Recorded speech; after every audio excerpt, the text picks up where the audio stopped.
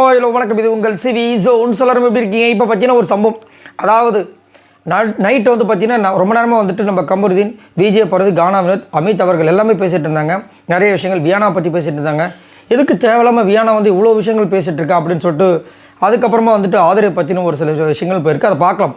அதுக்கு முன்னாடி பார்க்குற எல்லோரும் நம்மளோட சேனலை சப்ஸ்கிரைப் பண்ணிட்டு பாருங்கள், லைக் பண்ணுங்கள், கமெண்ட் பண்ணுங்கள், ஷேர் பண்ணுங்கள், அந்த ஹைப்பையும் தட்டி விடுங்க. இப்போ வாங்க அந்த வீடியோக்குள்ளே போகலாம். ஸோ ஆதிரை இந்த பிக் பாஸ் வீட்டில் திரும்ப ரீஎன்ட்ரி கொடுக்கும்போது நிறைய பேருக்கு ஒரு அதிர்ச்சி. ஏன்னா எதுக்கு நாங்கள் தான் வந்துட்டு வேணான்னு சொல்லி அனுப்பிச்சிட்டோம்ல, திரும்ப எதுக்கு அந்த பொண்ணு அனுப்புறீங்கன்னு அவங்க என்ன நினச்சிருப்பாங்க, எஃப்ஜியை வந்து புரட்டு எடுக்க போகிறாங்க. ஆதிரை இந்த பிக் பாஸ் சீசன் 9 வேறு மாதிரி ஒரு ஒரு ஒரு இது வரப்போகுது, அது வரப்போகுதுன்னு நினச்சி, அதாவது இது எங்கள் அம்மா ஒரு கதை சொல்லுவாங்க, நம்மளுக்கு இந்த வாயு பிரியும்ல, அதை வந்துட்டு எல்லோரும் கிண்டல் பண்ணுவாங்க.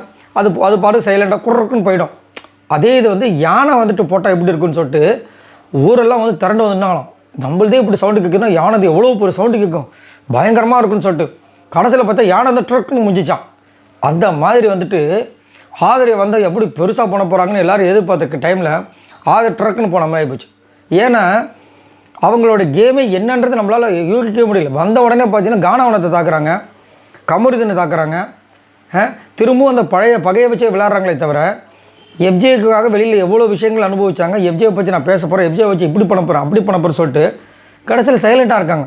இன்றைக்கி தான் ஏதோ ஒரு கேஸ் ஒன்று போட்டிருக்காங்க. அதுவும் அந்த கேஸ் வந்ததுனால பிக் பாஸ் நினச்சிருப்பார், ஐயோ உங்களை உள்ளே விட்டதுக்கு துஷாரை உள்ளே விட்டுருந்தா கூட ஏதாவது ஒரு புண்ணியமாக போயிருக்கும் அப்படின்ற மாதிரி நினச்சிருப்பாங்க போல இருக்குது. இப்போ என்னென்னா நேற்று வந்து ஆதரவு தோற்றுட்டாங்க, சரிங்களா? ஏன்னா கானா வினோத் மேலே ஒரு பெரிய குற்றச்சாட்டு ஒன்று வச்சுருந்தாங்க.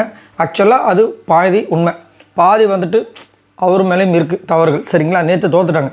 இப்போ எப்படியாவது ஆதரை வந்து இந்த கேஸில் வின் பண்ணி அவனு ஒரு முனைப்போடு இருக்காங்க. ஏன்னா எஃப்ஜே மேலே அகேன்ஸ்டாக போட்டிருக்காங்க. ஆனால் எஃப்ஜே வந்துட்டு முடிவு பண்ணிட்டார், நான் தோத்தாலும் பரவாயில்ல, வாயை மூடிட்டு தான் இருக்க போகிறேன்னு ரொம்ப பம்பிக்கிட்டு இருக்காப்புல. நல்லா நோட் பண்ணி பாருங்கள், ஆதரை வந்ததுக்கப்புறம் ரொம்ப பம்புறாரு. ஏன்னா அவருக்கு தெரியும் அவர் பண்ண தப்புகள் எல்லாமே தெரியும். இப்போது விஜே பார்வதி, கானா வினோத், அதுக்கப்புறம் கமருதீன் பேசக்கூடிய விஷயங்கள் வந்து ஆதரை என்ன பேசிகிட்டு இருக்காங்கன்னா, அவன் நம்மளை வந்துட்டு அவளை பார்த்து பயப்பட நினச்சிட்டு இருக்கா, ஆனால் நம்ம ஒதுங்குறோம். அவள் நம்ம பேசுகிறதெல்லாம் பார்த்துட்டு பயந்துட்டு இருக்க மாதிரி நினச்சிட்ருக்கா. அவள் நம்ம வந்து அவளை பார்த்து ஒதுங்குறோம். ஏன்னா தேவையில்லாமல் ஒரு சில விஷயங்களை ட்ரிகர் பண்ணுற மாதிரி இருக்குது அவங்க பண்ணுற விஷயங்கள். அதே மாதிரி இவர் டப்புன்னு என்ன பண்ண வாய விடுறாரு. அவன் என்னமோ நம்ம பயந்து நினச்சிருக்கால, நம்ம சாக்கடைன்னு ஒதுங்கிட்டு இருக்கோம். அது என்ன வார்த்தை சொன்னான்னா,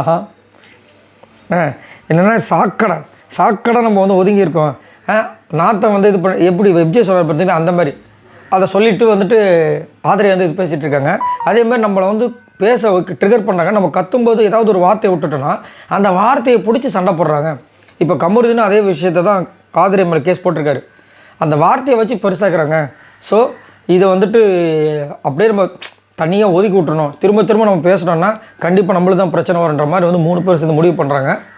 ஸோ பார்க்கலாம் என்ன நடக்குதுன்னு. ஆதரோட கேம் உங்களுக்கு எப்படி இருக்குன்றதை முதல் சொல்லுங்கள். ஏன்னா எனக்கு ரொம்ப டிசப்பாயின்மெண்ட். ஏன்னா நான் வரும்போது இல்லை, ஆதரை வரும்போது வந்து ரொம்ப ஆசையாக இருந்தேன்.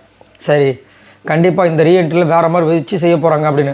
ஏன்னா இவங்களோட ஃப்ரெண்ட்ஸ் எல்லாம் மாயா, பூர்ணிமா, அப்போ அவங்களே எப்படி தனியாக தெரிஞ்சாங்க. அந்த மாதிரி இந்த பொண்ணு தனியாக தெரியும் பார்த்தா தனியாக தான் தெரியுறாங்க. ஒன்றுமே பண்ணாமல் தனியாக தெரியுறாங்க, ட்ரிகர் பண்ணாமல் தனியாக தெரியுறாங்க. என்னத்தை பண்ணுறது?